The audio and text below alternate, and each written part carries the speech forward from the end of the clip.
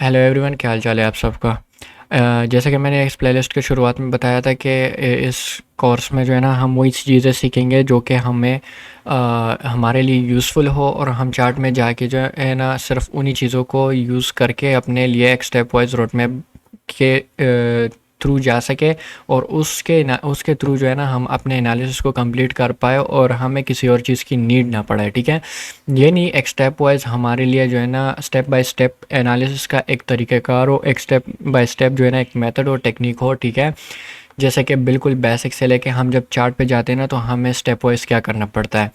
तो जैसे मैंने बोला था वो चीज़ें ऑलरेडी ऑलमोस्ट कंप्लीट हो चुके हैं इस प्लेलिस्ट में, क्योंकि मैंने बता दिया कि पहले पीओएस क्या होते हैं, जो इसेंशियल है मैंने सिर्फ वही बताया। ठीक है, बाकी आईसीटी बहुत वास्ट कंसेप्ट है। ठीक है, ये बहुत बड़ा कंसेप्ट है, वो मैं अलग इस लेक्चर के बाद जो है ना, जब ये प्लेलिस्ट एंड हो जाएगा, ये अभी लास्ट लेक्चर होने वाला है इस प्लेलिस्ट का। ठीक है, नेक्स्ट जो प्लेलिस्ट होगा ना तो उसमें मैं बिल्कुल आईसीटी को बेसिक से लेके जिसके जितने भी कंसेप्ट मुझे आते हैं वो सारे के सारे मैं स्टेप बाय स्टेप वो सारे के सारे मैं समझाऊंगा। ठीक है, लेकिन वो हर एक कॉन्सेप्ट, हर एक मॉडल अपने आप में ही एक मॉडल की तरह होगा। ठीक है, अपने आप में भी एक स्ट्रेटजी की तरह होगी।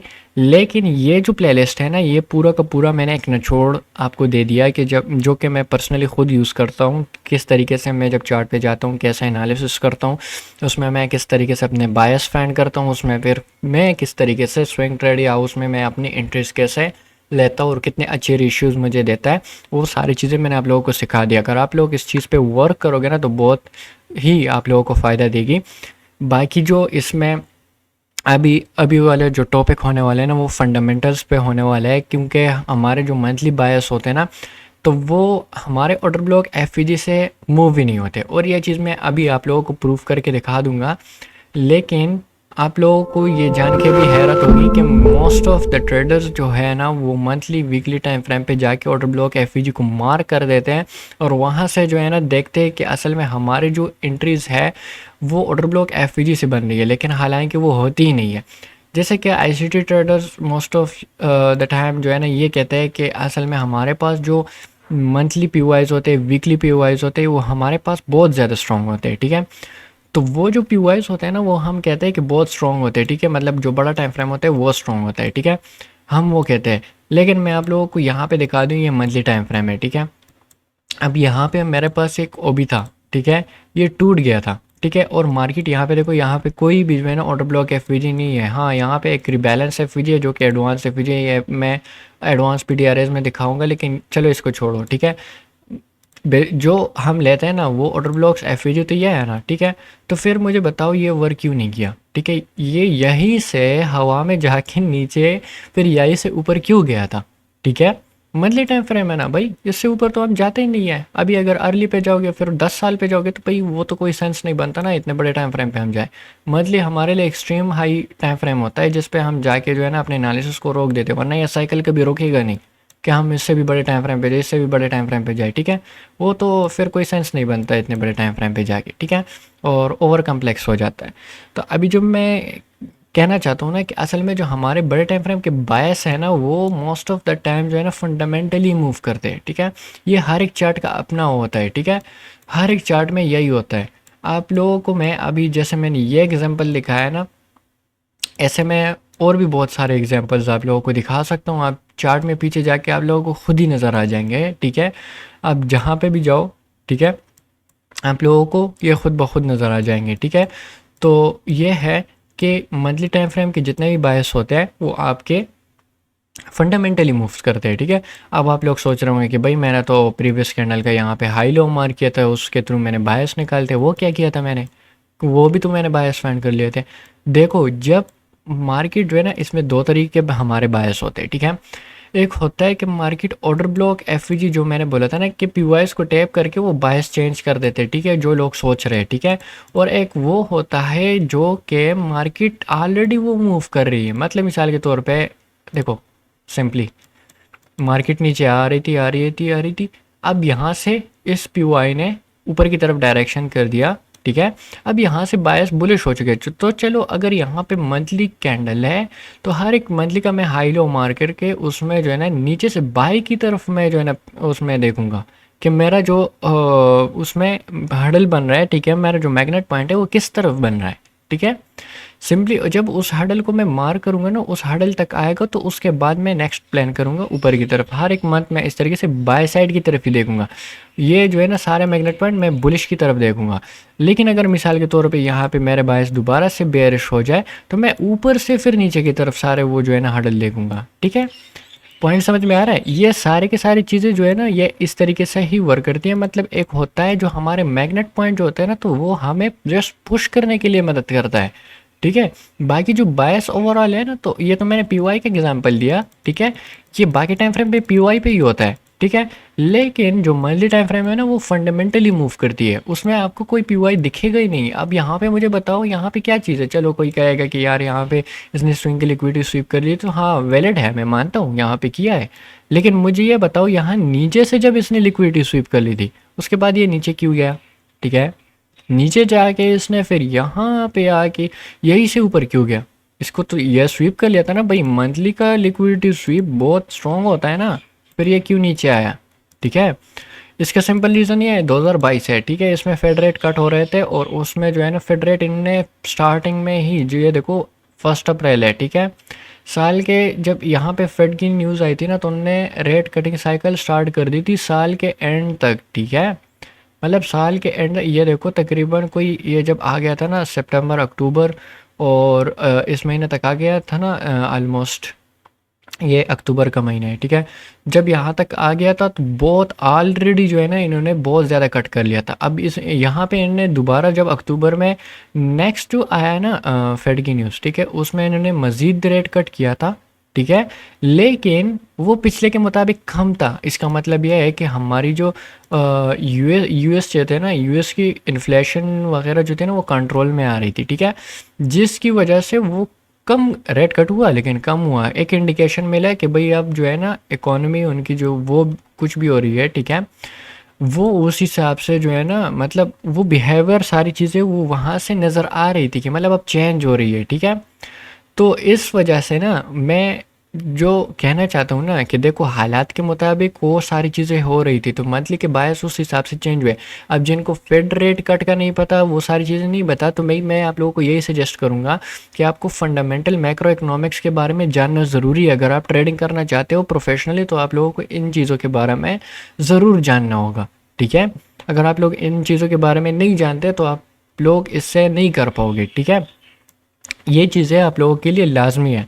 अब मैं आप लोगों को बता दूं ना कि ये चीज़ें फंडामेंटल आप लोगों को भी जानना है, ठीक है। थोड़ा बहुत मैं भी बता दूंगा फॉरेक्स फैक्ट्री क्या होता है, ये सारी चीज़ें मैं आप लोगों को बता दूंगा कि असल में वो है क्या चीज़ें, ठीक है। लेकिन मैं पूरा का पूरा मैक्रो इकोनॉमिक्स यहाँ पे नहीं बता सकता, क्योंकि ये बहुत बड़ा टॉपिक है, बहुत बड़ा टॉपिक है, ठीक है। टेक्निकल एनालिसिस जस्ट एक हिस्सा है।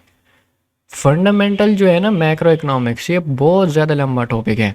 तो इसे जानने के लिए अगर आप लोग इसे डीपली स्टडी करना चाहते हो ना, तो आप लोगों को मैक्रो इकोनॉमिक्स के बारे में जानना ज़रूरी है, ठीक है, कि मैक्रो इकोनॉमिक्स के क्या क्या हिस्से हैं, वो किस तरीके से काम करते हैं, ठीक है, मार्केट पे उसका क्या इम्पैक्ट पड़ता है, ठीक है।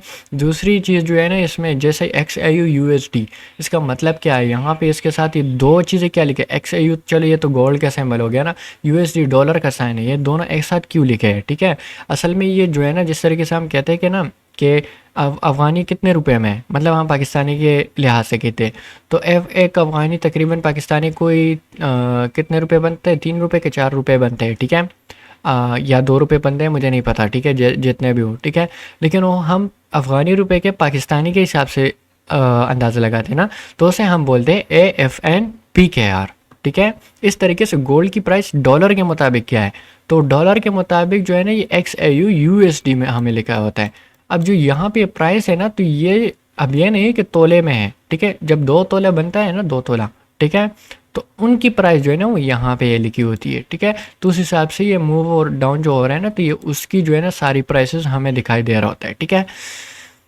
चलो ये चीज़ें तो मैंने थोड़ा बहुत बता दिया, ठीक है, कि असल में ये क्यों लिखा होता है ये सारी चीज़ें। लेकिन असल में डॉलर जब अब मिसाल के तौर पे गिरेगा तो गोल्ड ऊपर जाएगा, गोल्ड अगर ऊपर जाएगा तो डॉलर नीचे गिरेगा। अब इसका क्या मतलब है, ये सारे के सारे अपने कोरिलेशन इन सारी चीज़ों पे रिसर्च करनी है, ठीक है। या मैं आप लोगों को टास्क दे रहा हूँ, आपने नेट पे सर्च करना है, इस पे डॉक्यूमेंट्रीज देखनी है, जो भी करना है ये सारे के सारे चीज़ें आप लोगों ने देखनी है, ठीक है। सही है।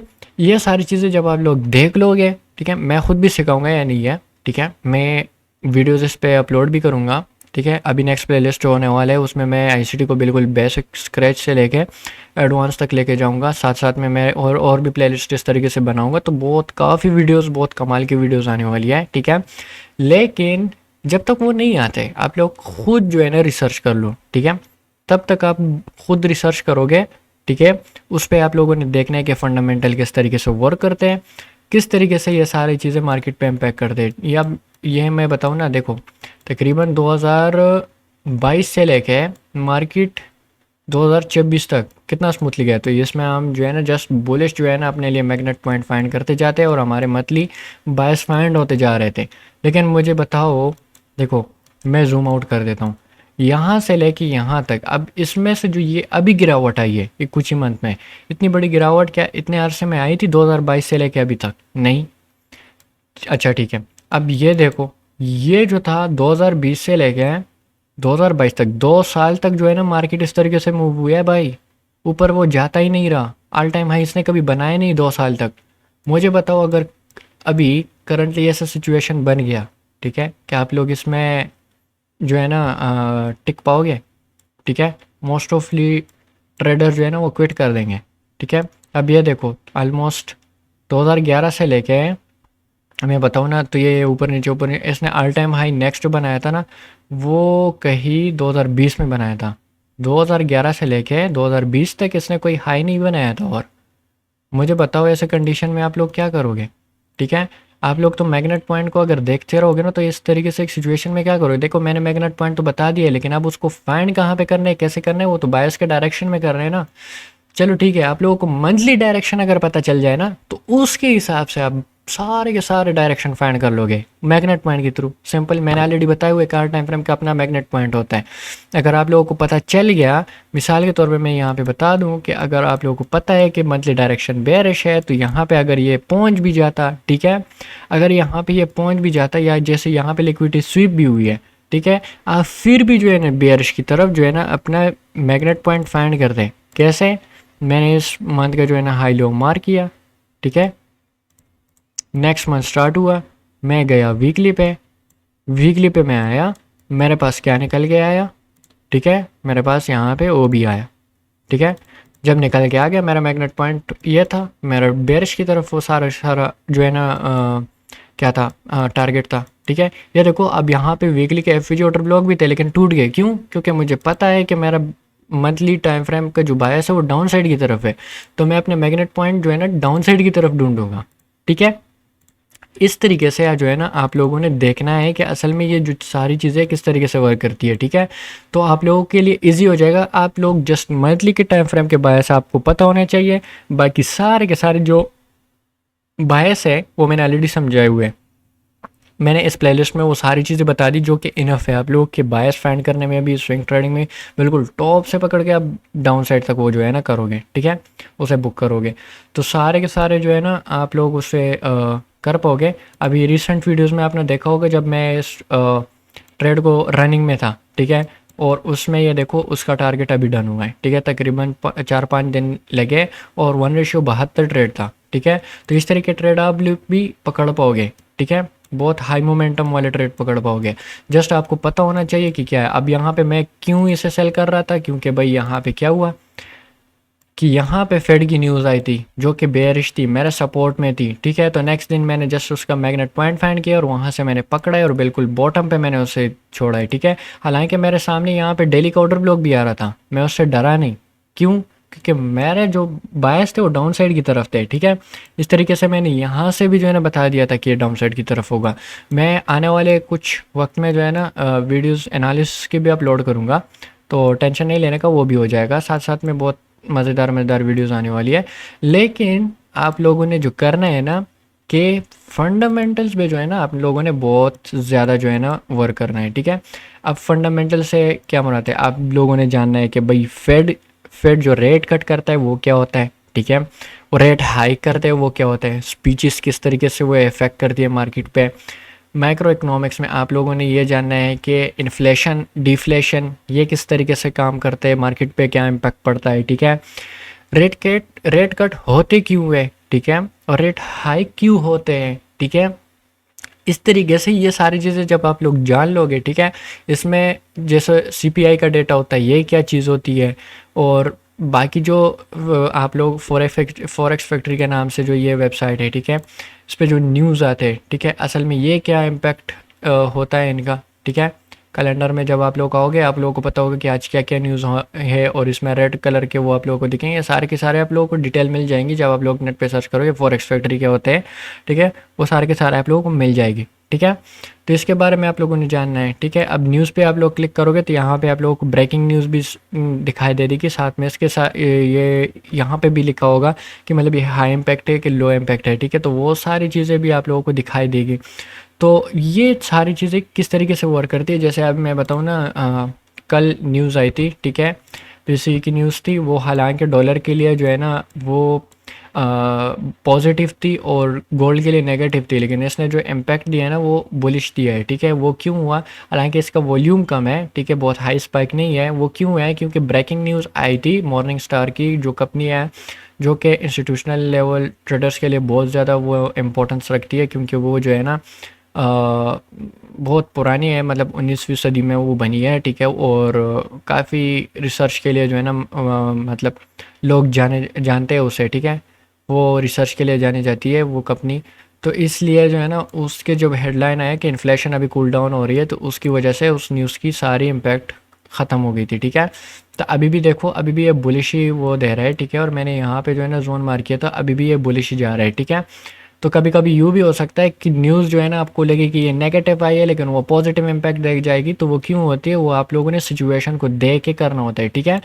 तो सारे के सारी चीज़ें आप लोगों को समझ आएगी, बस थोड़ा सा वक्त देना है। ऐसे मैं खुद भी इस पे वीडियोस बनाऊंगा, लेकिन जो चीज़ें हैं ना कि फंडामेंटल आप लोगों को बहुत ज़रूरी है, ठीक है। फंडामेंटल को मिस कर दोगे आप, मंथली बायस सिर्फ ऑर्डर ब्लॉक एफईजी से फाइंड नहीं कर सकते, जो कि मैंने ऑलरेडी प्रूव भी कर दिया कि क्यों नहीं कर सकते। देख लो, मंथली से आप लोग ऊपर जा ही नहीं सकते। तो यहाँ पे लिक्विडिटी स्वीप भी हुए, तो ये ऊपर गया क्यों नहीं, इसके बाद ये नीचे आया कि फिर क्यों गया है, ठीक है। अच्छा, कुछ लोग कहते हो कि बड़े टाइम फ्रेम का जो है ना लिक्विडिटी स्वीप होती है, उसके बाद दोबारा से इंटरनल लिक्विडिटी स्वीप होकर फिर जाती है। तो भाई यहाँ पे तो देखो ना, ये लिक्विडिटी स्वीप हुए, उसके बाद तो इसकी लिक्विडिटी स्वीप ही नहीं हुई है, ठीक है। वीकली पे भी जाओगे ना तो यहाँ पे आप लोग दिखाई नहीं देगा, ठीक है। ये लिक्विडिटी स्वीप हुई है, ठीक है, उसके बाद इसकी लिक्विडिटी स्वीप ही नहीं हुई है, ठीक है। उसके बाद यहाँ से गया है, ठीक है, इस ऑर्डर ब्लॉक से गया है, तो क्यों गया है, इसी से क्यों गया है, ठीक है। तो पॉइंट मैन यही है कि आप लोगों को जो है ना इसके बारे में जानना बहुत ज़रूरी है, ठीक है, कि आप लोग जो है ना फंडामेंटल्स को अगर नज़रअंदाज करते हो ना, तो मुझे बताओ यार, अगर ऑर्डर ब्लॉक एफईजी पे काम करता मार्केट, ठीक है, एक ऊपर ऑर्डर ब्लॉक है, एक नीचे ऑर्डर ब्लॉक है, ठीक है, मार्केट तो इसी के अंदर घूमता रहता ना, ठीक है। या चलो छोड़ो, जैसे भी है ना, कुछ लोग कहेंगे भाई एक मिटिगेट हो गया, फिर दूसरा वर्क नहीं करेगा, ठीक है, वो सारी चीज़ें मतलब मैं मानता हूँ, ठीक है, ये चीज़ें मैंने भी सोची थी पहले, लेकिन ये आखिर में आप लोग एक्सेप्ट करोगे ही करोगे कि फंडामेंटल जो है ना उसको जाने बिना आप मंथली बायस को कभी फाइंड ही नहीं कर सकते। हाँ, आपके तुक्के लगेंगे, 1 साल 2 साल तक लग जाएंगे, ठीक है, लग जाएंगे, लेकिन कुछ साल ऐसे आएंगे ना जिसमें आप लोगों के लगेंगे ही नहीं। जब इस तरीके से सालों तक जो है ना मार्केट इस तरीके से मूव करेगी ना, तो आप लोगों के लग जाएंगे, मोस्ट ऑफ द ट्रेडर उसे क्विट कर देंगे, ठीक है। तो ये चीज़ें जानना ज़रूरी थी आप लोगों के लिए, जो कि मैंने बता दी कि फंडामेंटल आप लोगों ने सीखनी ही सीखनी है। बाकी जो टेक्निकल के लिए आज से मैंने बताई, तो वो इस प्लेलिस्ट में ऑलरेडी मैंने सारी चीज़ें बता दी, ठीक है। तो फिर नेक्स्ट वीडियो में मिलते हैं, जो कि नेक्स्ट प्लेलिस्ट में अपलोड होगी, ठीक है। उसमें आईसीटी को बिल्कुल स्क्रैच से मैं पढ़ाऊँगा। बाकी जो चीज़ें मैंने अभी बताई ना इस प्लेलिस्ट में, तो वो ये सारी चीज़ें मैं पर्सनली यूज़ करता हूँ, ठीक है। तो इस वजह से मैंने बता दी, और जो कि ऑलरेडी वर्किंग भी है, मैं अभी लाइव मार्केट में भी मैंने इसे दिखाया है, ठीक है।